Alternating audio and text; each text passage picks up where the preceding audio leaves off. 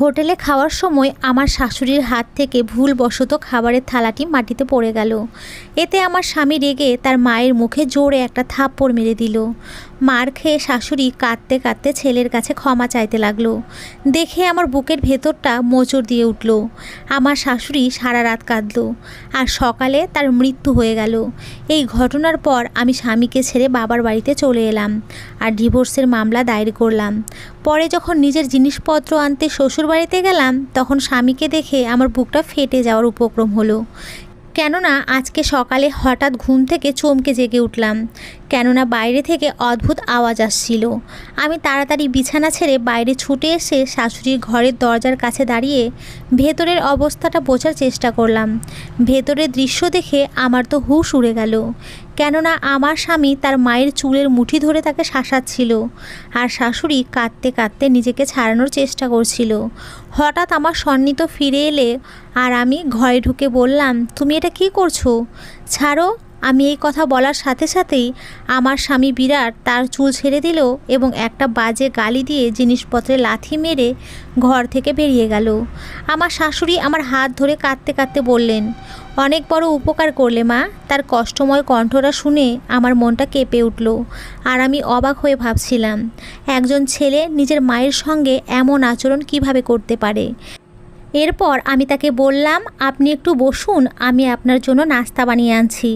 আমি রান্নাঘরে গিয়ে ভাবতে লাগলাম, আর সেই দৃশ্য বারবার আমার চোখের সামনে ভেসে উঠতে লাগলো। এরপর আমি নাস্তা বানিয়ে শাশুড়ির কাছে এসে তার চোখে জল দেখে মনটা ব্যথায় ভরে উঠল। আমি এগিয়ে গিয়ে তার চোখের জল মুছলাম, নাস্তা এগিয়ে দিলাম। তিনি ধীরে ধীরে খেতে লাগলেন, আর আমি দ্রুত সেখান থেকে বেরিয়ে এলাম, কেননা আমি নিজের চোখের জল ধরে রাখতে পারছিলাম না। আমি ঘরের মধ্যে স্বামীর অপেক্ষা করছিলাম, কেননা যতক্ষণ না তার সঙ্গে কথা বলছি ততক্ষণ শান্তি পাচ্ছি না। আমার নাম সুমিত্রা। আমার মা বাবা শিক্ষিত না হলেও তারা অত্যন্ত সৎ ও ভদ্র মানুষ ছিলেন। আমরা গরিব ছিলাম, কিন্তু আমাদের আত্মসম্মান ছিল। বাবা সারা জীবন পরিশ্রম করে শুধু আমাদের বড়ই করেননি, বরং ভালো শিক্ষাও দিয়েছেন। মা বাবার সততা ও ভদ্রতার কারণে আমাদের ভাই বোনদের স্বভাবও অনেকটা তাদের মতোই হয়ে গিয়েছিল। আমি বাড়ির বড় মেয়ে, তাই আমার মধ্যে কিছুটা পরিণত ভাবনা গড়ে উঠেছিল। আমি স্কুল থেকে ফিরে মাকে ঘরের কাজে সাহায্য করতাম। যদিও মা বাবা শিক্ষিত ছিলেন না, কিন্তু তাদের মধ্যে পড়াশোনার প্রতি প্রচণ্ড আগ্রহ ছিল, তাই তারা আমাদের পড়াশোনার প্রতি খুবই যত্নশীল ছিলেন। আর আমরা সব ভাই বোন প্রতি বছর ভালো নাম্বার নিয়ে পাশ করতাম। আমাদের আর্থিক অবস্থা খুব একটা ভালো ছিল না, তাই আমি উচ্চ মাধ্যমিক পাশ করার পরে মা বাবার অনুমতি নিয়ে পাশের স্কুলে একটা চাকরি নেই। মা বাবা প্রথমে চাননি আমি চাকরি করি, কেননা তারা বলতেন আমার পড়াশোনায় মন দেওয়া উচিত। কিন্তু আমি দেখতে পাচ্ছিলাম যে ছোট ভাই বোনেদের বয়স বাড়ার সঙ্গে সঙ্গে সংসারের খরচও বাড়ছিল, তাই আমি বাবার পাশে দাঁড়াতে চেয়েছিলাম। মা বাবা আমার জেদ দেখে শেষমেশ অনুমতি দিলে আমি পাশে স্কুলে চাকরি করতে চলে গেলাম। বেতন তেমন কিছু ছিল না, কিন্তু কিছু না থাকার চেয়ে এটাই অনেক। আমি প্রায়ই আমার ভাই বোনেদের খুশি করতে তাদের চাহিদা পূরণ করে দিতাম, আর বাড়ির জন্য যদি কিছু দরকার হতো তাহলে আমার ছোট ভাইকে দিয়ে নিয়ে আসাতাম। আমি চাকরির পাশাপাশি পড়াশোনাও চালিয়ে যাচ্ছিলাম, যাতে পড়াশোনা শেষ করে ভালো কোনো স্কুলে চাকরির আবেদন করতে পারি। যখন বিএ পাশ করলাম তখন পুরনো চাকরি ছেড়ে নতুন একটা স্কুলে যোগ দিলাম। আজ আমার এই স্কুলে চাকরির তৃতীয় দিন। আমি চমকে উঠলাম, সত্যিই তো কয়েকদিন আগে একজন শিক্ষিকা স্কুল ছেড়ে গিয়েছে। সম্ভবত তার জায়গায় এসেছে। ওহো, আমি জানতাম না। আমি আস্তে করে বলে তাকে বসতে ইশারা করলাম। সে একটু দূরে সরে বসলো, আর আমি আবার খাতা দেখায় মন দিলাম। কিন্তু মনে হলো সে কথা বলতে খুব ভালোবাসে, কেননা এই অল্প সময়ে সে নিজের সম্পর্কে অনেক কিছু জানালো। যে সে বাড়ির একমাত্র ছেলে, তার বাবা কিছুদিন আগে মারা গেছেন এবং তার অসুস্থ মা তার উপরে নির্ভরশীল। এছাড়াও সে বলল এই স্কুল তার লক্ষ্য নয়, ভবিষ্যতে সে অন্য চাকরি করতে চায়। কিন্তু না তার প্রতি আর না তার কথার প্রতি আমার বিশেষ কোনো আগ্রহ ছিল, বরং আমার চিন্তা হচ্ছিল আমাকে আর একটা ক্লাসের খাতাও দেখতে হবে। চাকরি করতে করতে 2-3 বছর কেটে গেল। এখন বাবা আমার বিয়ে নিয়ে ব্যস্ত হয়ে পড়েছিল, যদিও আমি বিয়ের জন্য একেবারেই প্রস্তুত ছিলাম না। মা বাবা প্রতিদিন আমাকে বোঝানোর চেষ্টা করতেন যে মেয়েদের বেশি দিন বাড়িতে রাখা যায় না, বয়স বেশি হয়ে গেলে ভালো ছেলে পাওয়া যাবে না। তাদের নজরে কয়েকটা প্রস্তাবও ছিল, কিন্তু সেগুলো আমার একেবারেই পছন্দ ছিল না, কারণ সেই ছেলেরা না তো তেমন শিক্ষিত ছিল আর না তো তাদের কোনো ভালো চাকরি ছিল। আমি এমন একজন মানুষ খুঁজছিলাম যে আমার সঙ্গে সৎ থাকবে আর যার আমার চাকরির প্রয়োজন হবে না। যখন আমি বাবাকে আমার কথা বুঝিয়ে বললাম, তখন তিনি বুঝতে পারলেন এবং বললেন তিনি আমার ইচ্ছার বিরুদ্ধে কিছুই করবেন না। একদিন আমি স্কুল থেকে বাড়ি ফিরে দেখলাম বাড়িতে খুব ব্যস্ততা চলছে। কি হয়েছে মা, কোনো বিশেষ অতিথি আসছে নাকি? আমি রান্নাঘরে ব্যতিক্রমী জিনিস রান্না হতে দেখে জিজ্ঞেস করলাম। হ্যাঁ, তোকে দেখতে আসছে। মায়ের কথা শুনে আমি বিরক্তি নিয়ে বললাম, কিন্তু মা, আমি তো আগেই বলেছি যে আমি বিয়ে করতে চাই না। মা বিস্মিত মুখে আমার দিকে তাকিয়ে বললেন, কিন্তু এবার যেই প্রস্তাবটা এসেছে সেটা তো তোর পছন্দের। মায়ের কথা শুনে আমি অবাক হয়ে জিজ্ঞেস করলাম, আমার পছন্দের প্রস্তাব কোথা থেকে এলো? মা বলল, তোর স্কুলের সেই সহকারী শিক্ষক ছিল না বিরাট, ওর মা আজ ফোনে আমাকে বলেছে সে তোকে পছন্দ করে এবং তোকে বিয়েও করতে চায়। সে এখন একটা ভালো কোম্পানিতে চাকরি করে। আমি হতভম্ব হয়ে মায়ের দিকে তাকিয়ে বললাম, বিরাট তো মাত্র 2-3 মাস আমাদের স্কুলে চাকরি করেছিল আর তার চাকরি ছেড়ে দেওয়া 1 বছরেরও বেশি হয়ে গেছে। তাছাড়াও মা, আমাদের মধ্যে এমন কিছুই ছিল না। মা বললেন, হ্যাঁ, ওর মা বলেছে যে তুই এই বিষয়ে কিছুই জানিস না, কিন্তু সে তোকে সম্মান করে এবং ভালোবাসে। সে শিক্ষিত, বুদ্ধিমান এবং ভালো চাকরি করে, তাই আমাদের এই সম্পর্কে আপত্তি করার মতো কোনো কারণই নেই। মায়ের কথা শুনে আমি ব্যাপারটা বুঝে গেলাম আর চুপচাপ নিজের ঘরে চলে এলাম। কিন্তু আমার মনে এখনও বিরাটের কথাই ঘুরপাক খাচ্ছিল। সে কখনো আমাকে নিজের অনুভূতির কথা বলেনি আর আমিও তাকে কখনো গুরুত্ব দেইনি। ও মাঝে মাঝে আমার সঙ্গে কথা বলার চেষ্টা করতো, কিন্তু আমি কাজে ব্যস্ত থাকতাম, তাই শুধু হ্যাঁ অথবা নাতে মাথা নেড়ে উত্তর দিতাম। হয়তো আমার এই উদাসীনতায় ওর ভালো লেগেছিল। যাই হোক, এখন আমার ভবিষ্যৎ সিদ্ধান্ত নির্ভর করছে মা বাবার সিদ্ধান্তের উপরে। মা বাবা দুজনেই বিরাটের কথায় মুগ্ধ হয়ে গেছিল। তাছাড়াও বিরাট দেখতে শুনতে বেশ ভালো, তাই এই সম্পর্ক নিয়ে মা বাবার কোনো আপত্তি রইল না আর তারা বিরাটের সঙ্গে আমার বিয়ের কথা পাকা করে দিলেন। এভাবেই আমার বিয়ে হয়ে বিরাটের সঙ্গে ওর বাড়িতে এলাম, যেখানে আমার জন্য নতুন এক জীবন অপেক্ষা করছিল। বিয়ের কিছুদিন আগেই আমি স্কুলের চাকরি ছেড়ে দিয়েছিলাম, কেননা আমি সংসারের দিকে মন দিতে চাইতাম। আমার শাশুড়ির ব্যবহার আমার প্রতি খুবই ভালো ছিল এবং বিরাটের ব্যবহার অত্যন্ত স্নেহময় ছিল। প্রথম দিনই সে আমাকে বলেছিল যে সে প্রথম দেখাতেই আমাকে পছন্দ করে ফেলেছিল, কিন্তু তার এই পছন্দ আমার সামনে প্রকাশ করতে পারেনি, কেননা সে বুঝতে পেরেছিল যে আমি এমন মেয়ে নয় যে কারো মিষ্টি কথায় ভুলে যাব। তাই সে ঠিক করে রেখেছিল যে যদি কখনো বিয়ের সুযোগ আসে তাহলে তার মাকে দিয়ে প্রস্তাব পাঠাবে। স্বামীর মুখে এই কথা শুনে আমার খুব ভালো লেগেছিল, কিন্তু সকালে যে দৃশ্য আমি দেখলাম তাতে আমি বুঝতে পারছিলাম না যে আমি কি করব। আমি বিরাটের সঙ্গে কথা বলার চেষ্টা করলাম, যাতে তাকে বলতে পারি যে মায়ের উপরে হাত তোলা তো দূরের কথা, তাদের সঙ্গে উঁচু গলায় কথা বলাটাও ভুল। তুমি তো শিক্ষিত, বুদ্ধিমান ছেলে, তাহলে তুমি মায়ের সাথে এমন আচরণ কিভাবে করতে পারো? যখন আমি তাকে এই কথা বললাম তখন তার কাছে কোনো স্পষ্ট যুক্তি ছিল না। শুধু সে বলল, আমার মা অশিক্ষিত। ওর এই কথাটা আমাকে অবাক করে দেয় যে কোনো সন্তান শুধুমাত্র অশিক্ষিত হওয়ার কারণে মাকে কিভাবে অসম্মান করতে পারে। মা বাবার অভিজ্ঞতা আর ত্যাগই তো সবচেয়ে বড় শিক্ষা। কিন্তু আমি এই কথাটা বিরাটকে বোঝাতে পারছিলাম না, কেননা আমার মনে হচ্ছিল ওকে বোঝানো বৃথা। তবুও আমি চেষ্টা চালিয়ে গেলাম। ভাবলাম হয়তো একদিন সে নিজের ভুল নিজেই বুঝতে পারবে। আমি ওকে মায়ের গুরুত্ব এবং মর্যাদা বোঝানোর চেষ্টা করলাম, উদাহরণ দিলাম, এমনকি ঈশ্বরের রোষের ভয়ও দেখালাম, কেননা আমি চাইনি সে আবার এমন কিছু করুক। আমি আমার শাশুড়িকে খুবই সম্মান করতাম এবং তার সেবায় কখনো কোনো ত্রুটি রাখিনি। যেহেতু আমার স্বামী তার সঙ্গে ভালো ব্যবহার করতো না, তাই আমার সমস্ত সহানুভূতি আমার শাশুড়ির প্রতি ছিল। আমি লক্ষ্য রাখতে শুরু করলাম যে ওনার আচরণে এমন কি আছে জানি আমার স্বামী এত রেগে যায়, কিন্তু আমি শত চেষ্টা করেও কিছুই খুঁজে পেলাম না। যখনই সুযোগ পেতাম আমি বিরাটকে বোঝাতাম। এতে সময়ের সাথে সাথে তার আচরণ কিছুটা ভালো হয়ে উঠল। এখন সে তার মায়ের সঙ্গে খুব কম কথা বলতো, তাই মারধরের পরিস্থিতি তৈরি হতো না। কিন্তু আমি এখনও মন থেকে ওকে ক্ষমা করে উঠতে পারিনি, কেননা নিজের মায়ের উপরে হাত তোলার সেই দৃশ্য আজও আমার চোখে ভেসে ওঠে। এতে আমার মনে বিরাটের প্রতি একটা দূরত্ব তৈরি হয় আর আমি চাইতাম সে আমার থেকে দূরে থাকুক। কিন্তু আবার ভাবতাম ও তো আমার স্বামী, আমি আমাদের সম্পর্ক থেকে মুখ ফিরিয়ে নিতে পারি না।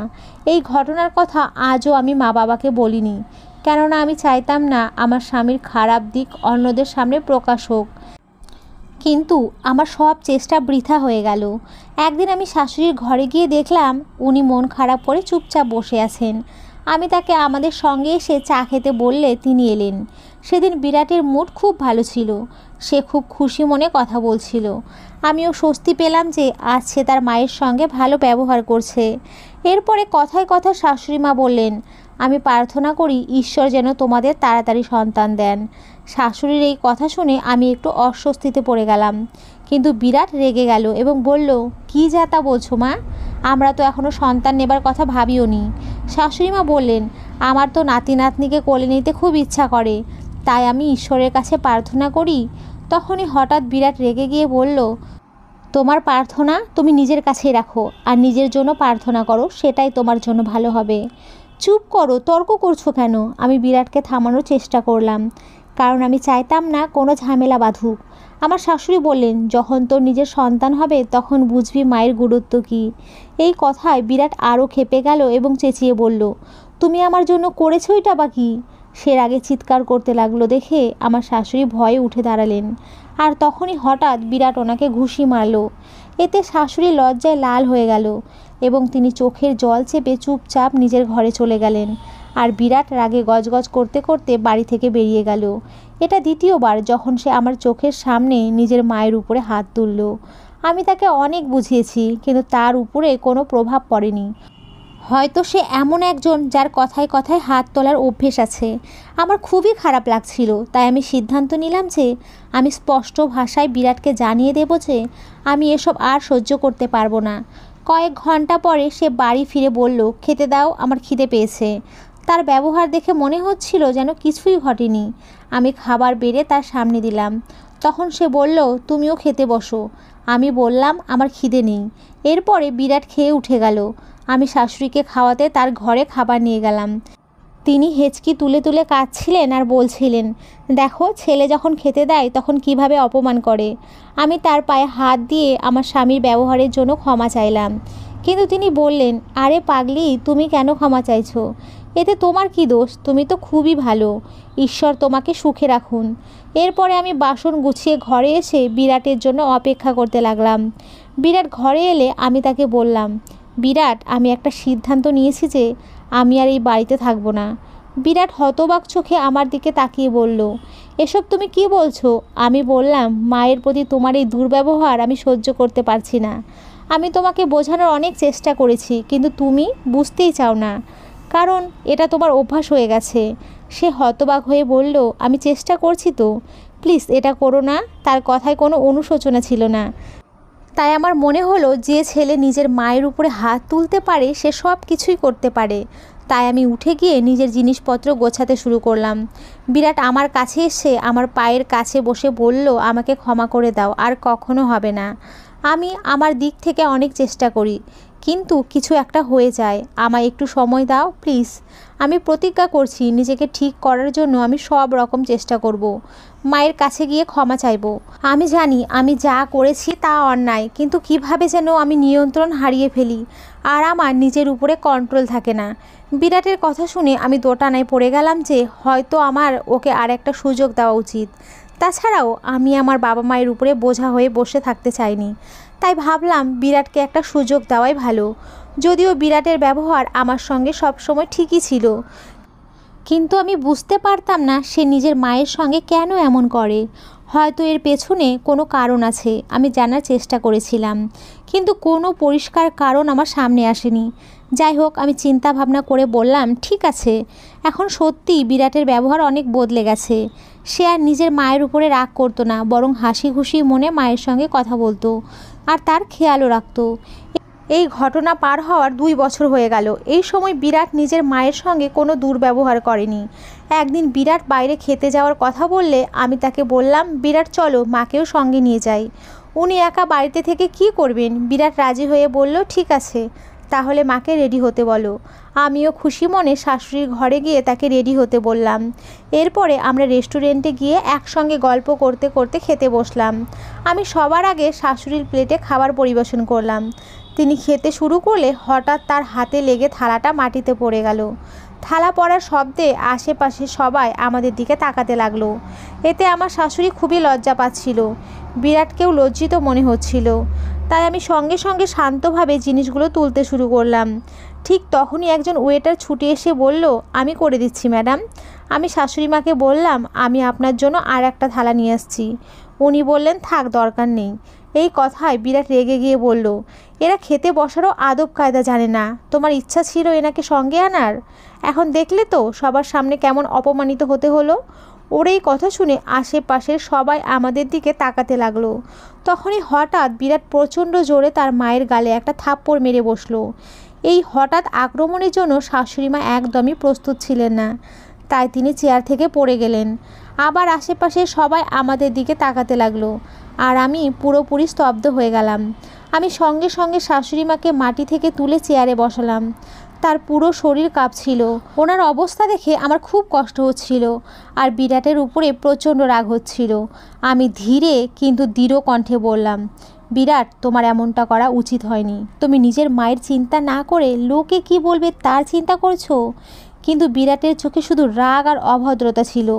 আমার মন ভগবানের ভয়ে কেঁপে উঠল, কেননা আমি জানতাম ও যা করেছে সেটা ভগবানের দৃষ্টিতে কত বড় একটা পাপ, যার ফল একদিন না একদিন তাকে পেতেই হবে। আমরা তাড়াতাড়ি করে বাড়ি ফিরে এলাম, কিন্তু আমি বুঝতে পারছিলাম না এত ছোট একটা ভুলের জন্য কেউ কিভাবে নিজের মায়ের সঙ্গে এমন ব্যবহার করতে পারে।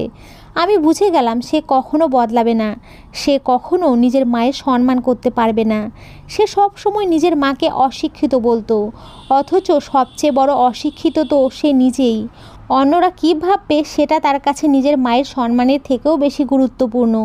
আমার শাশুড়ি বাড়ি ফিরেই নিজের বিছানায় শুয়ে পড়লেন, কিন্তু আমার মনে এক অদ্ভুত রকমের দ্বন্দ্ব চলছিল যে আমি কিভাবে এমন একজন মানুষের সঙ্গে থাকতে পারি যার কোনো নৈতিকতা নেই। সারা রাত সেই ঘটনাটা বারবার মনে ঘুরপাক খাচ্ছিল, আর বিরাট একদম নিশ্চিন্ত ঘুমাচ্ছিল। ভোরে উঠে আমি শাশুড়ির জন্য নাস্তা বানালাম। আসলে আমি গত রাতের অপমানটা কোনোভাবে ঢাকতে চেয়েছিলাম। এরপরে আমি তার ঘরে গিয়ে তাকে ডাকলাম, মা উঠে পড়ুন, নাস্তা করুন। কিন্তু তার কোনো সাড়া শব্দ না পেয়ে আমি এগিয়ে গিয়ে তাকে নাড়া দিতেই বুঝলাম তিনি আর এই পৃথিবীতে নেই। আমি মুখ চেপে কান্না আটকে রাখলাম আর ছুটে গিয়ে বিরাটকে জাগালাম। আমার শাশুড়ি, যিনি নিজের ছেলের হাতে লাঞ্ছনা সহ্য করতে না পেরে এই পৃথিবী ছেড়ে চলে গেছেন, আমি তো তার কাছে ক্ষমা চাইতেও পারি না। জানি সারা রাত উনি কী যন্ত্রণা ভোগ করেছেন। আমি একটানা কাঁদছিলাম, কিন্তু বিরাটের দিকে তাকিয়ে অবাক হয়ে দেখলাম ওর মুখে না কোনো চিন্তার ছাপ ছিল, না কোনো কষ্টের ছায়া। ওর চোখে এক ফোঁটাও জল ছিল না। এমন নিষ্ঠুর মানুষের সঙ্গে থাকা আমার পক্ষে সম্ভব না। তাই শাশুড়ির শেষ কৃত্যের পর আমি আমার মাকে বললাম, মা, আমি আপনার সঙ্গে যাব। মা আমার দিকে তাকিয়ে বললেন, মা, বিরাটের এখন তোকে প্রয়োজন, তুই ওকে এই অবস্থায় ফেলে কিভাবে যেতে পারিস? আমি বললাম, না মা, ওর আমাকে প্রয়োজন নেই, ও একাই 100। আমার দৃঢ় কণ্ঠস্বর শুনে মা অবাক হয়ে গেলেন এবং আমি তার সঙ্গে বাড়ি ফিরে এলাম। বাড়ি ফিরে আমি মা বাবাকে সব কিছু খুলে বললাম যে বিরাট কিভাবে নিজের মায়ের উপরে হাত তুলতো আর তার মৃত্যুর পেছনের মূল কারণ কি। মা আর বাবা আমার কথা শুনে হতবাক হয়ে গেলেন। তাদের জন্য এটা বিশ্বাস করাও কঠিন ছিল যে একজন ছেলে মায়ের উপরে হাত তুলতেও পারে। এখন আমি আমার বাবার বাড়িতেই থাকতে শুরু করেছি। বিরাট না আমার সাথে না আমার বাবা মায়ের সঙ্গে কোনো যোগাযোগ করেছিল। বিরাটের থেকে বেশি দুঃখ আমার তার মায়ের জন্য হতো। এই মানসিক অবস্থা থেকে বাঁচতে আমি নিজেকে নানা কাজে ব্যস্ত রাখতাম। আমি মায়ের সঙ্গে যেই দিন সেই বাড়ি ছেড়ে চলে এসেছিলাম সেদিন কোনো জিনিসপত্র সঙ্গে আনতে পারিনি। তাই কয়েকদিন পর আমি আমার দরকারি জিনিসপত্র আনতে বিরাটের বাড়িতে যাই। আমি ইচ্ছা করে এমন সময় বেছে নিয়েছিলাম যখন বিরাটের অফিস থাকে। আমার কাছে বাড়ির একটা বাড়তি চাবি ছিল। সেই চাবি দিয়ে দরজা খুলে ভেতরে ঢুকলাম। বাবা আমার সঙ্গে আমার ছোট ভাইকেও পাঠিয়েছিলেন। বাড়ির ভেতরে এক অদ্ভুত দুর্গন্ধ ছড়িয়েছিল, বোধহয় অনেক দিন পরিষ্কার করা হয়নি। আমি আমার ঘরের দিকে এগিয়ে গিয়ে চোখের সামনে যে দৃশ্য দেখলাম তাতে আমার নিঃশ্বাস বন্ধ হয়ে এলো, কেননা ঘরে দুর্গন্ধ আর সে সাথে একটা ভাব ছড়িয়েছিল। আর তার মধ্যে বিরাট অচেতন অবস্থায় পড়েছিল। তার শরীরে পোকামাকড় হাঁটছে, চোখে মৃত্যুর ছায়া স্পষ্ট। কে জানে কতদিন ধরে এইভাবে পড়ে আছে। হয়তো তার প্যারালাইসিস হয়েছে। তার শরীর এতটাই দুর্বল হয়ে গেছিল যে চিনতেই কষ্ট হচ্ছিল। বেদনার শিউরে ওঠা কষ্টের একটা স্রোত আমার সারা দেহে ছড়িয়ে পড়ল, আর আমি সঙ্গে সঙ্গে ছোট ভাইয়ের চোখে হাত চাপা দিয়ে তাকে বাইরে নিয়ে এলাম, কেননা ঘরের সেই দৃশ্য হয়তো সহ্য করতে পারতো না। আমি থরথর করে কাঁপছিলাম। কাঁপা হাতে আমি কোনো রকমে বাবাকে ফোন করলাম। যে মানুষটা নিজের মাকে চড় মেরেছিল, তাকে দেখে মনে হচ্ছিল যেন ঈশ্বর তার সব পাপের হিসাব কষে দিয়েছেন। এটা শুধু তার শরীরের দুরাবস্থা নয়, তার মনের কালিমা আর তার আত্মার যন্ত্রণার প্রতিচ্ছবি। আমার মনে তার পথে কোনো সহানুভূতি ছিল না, কেননা আমি জানতাম যে ব্যক্তি নিজের মায়ের সঙ্গে এমন আচরণ করতে পারে তার পরিণতি কখনোই ভালো হতে পারে না। তবুও একজন স্ত্রী হিসেবে তার অসুস্থতার সময় পাশে থাকা আমার কর্তব্য। তাই আমি বাবার সাহায্যে তার শরীর পরিষ্কার করলাম এবং তাকে হাসপাতালে ভর্তি করালাম। সম্ভবত প্রচণ্ড রাগের কারণে তার স্নায়ুতে আঘাত লেগেছিল আর তার পুরো শরীর প্যারালাইজ হয়ে গিয়েছিল। সম্ভবত এটাই ছিল তার পাপের ফল।